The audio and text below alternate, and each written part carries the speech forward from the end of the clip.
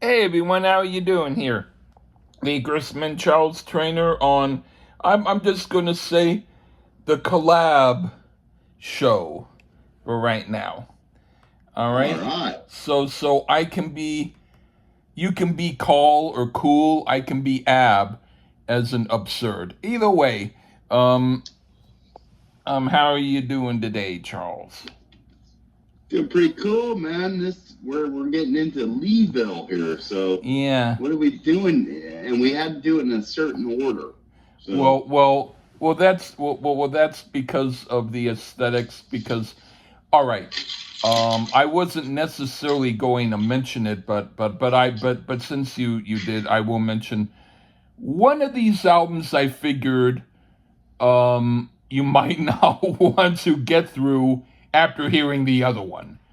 Whereas oh, you know, or or in other words, I wouldn't want one of the particular albums to ruin what the other one was, kind of like that.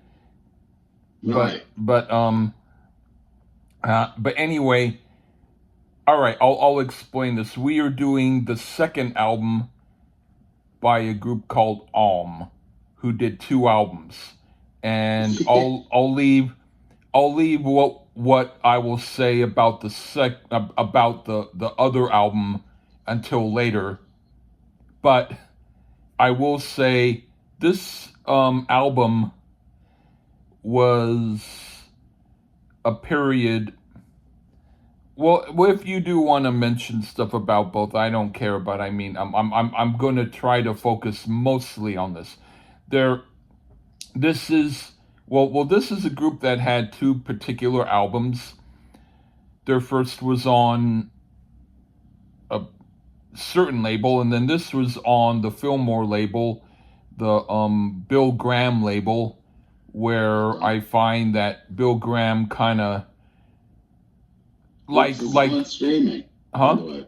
yeah This it one's on streaming, by the yes way. which is extremely kind of both typical and odd of streaming. Just like there's a certain album by the group C Train which is on streaming and the only album that people don't know about.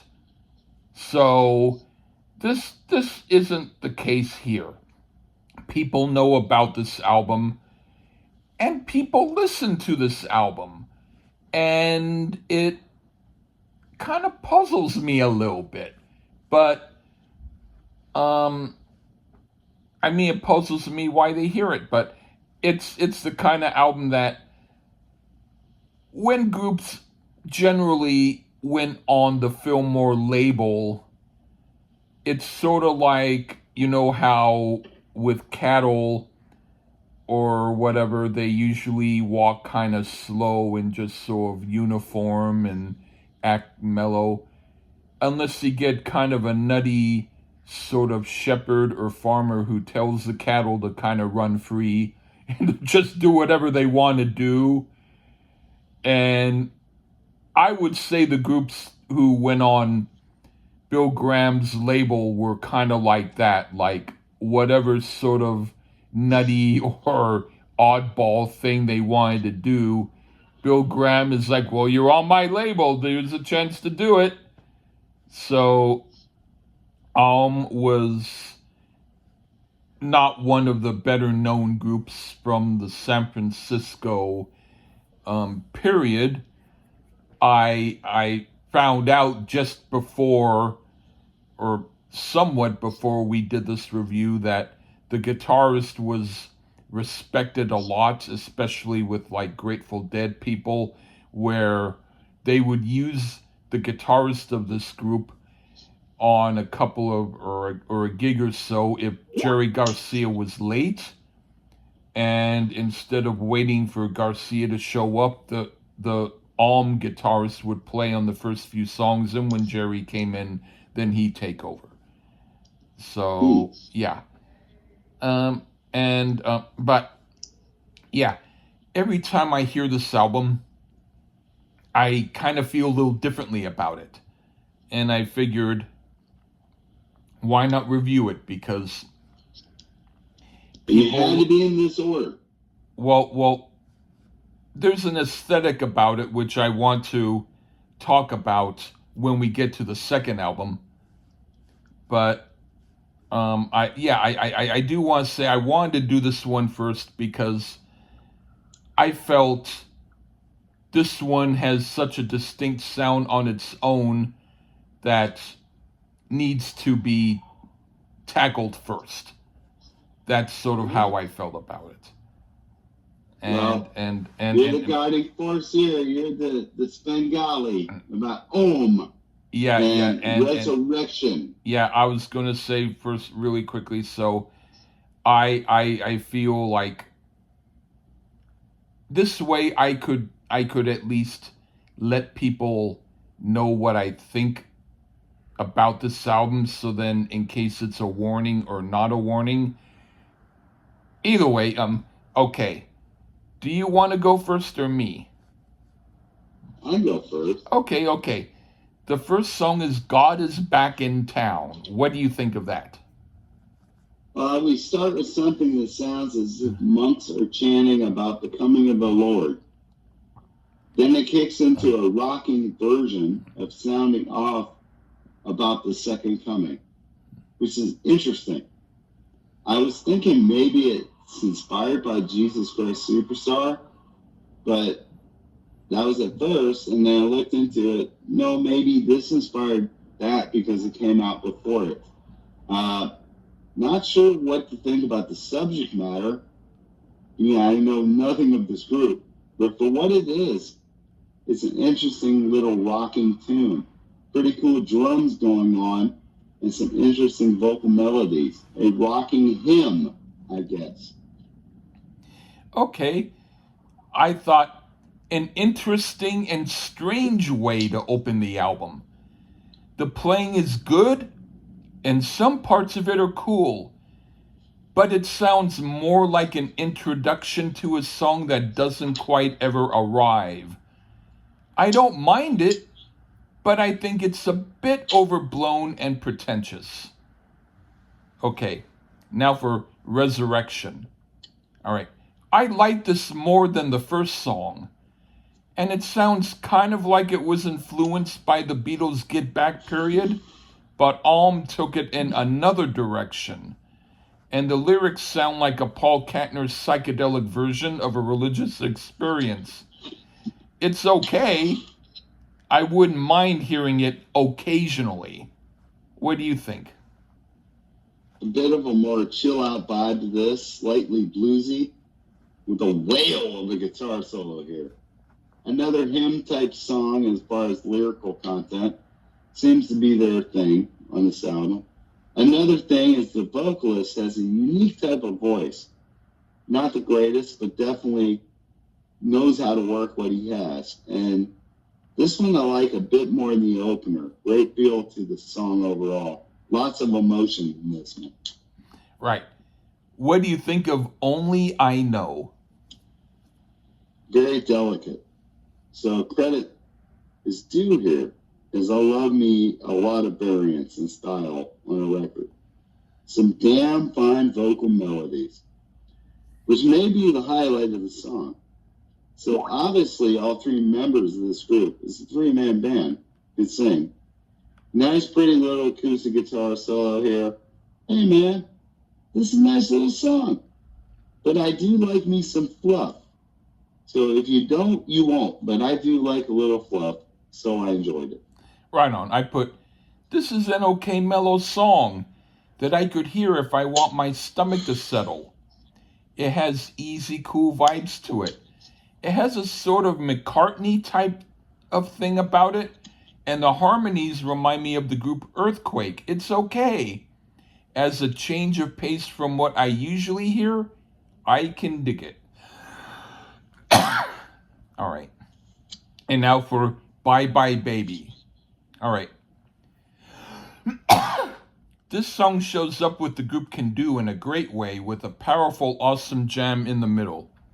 Of course, I think it took a little longer than necessary to get there, and I would have preferred fewer vocal sections and more instrumental jamming, but I'll accept it as it is because when it gets good, it gets great.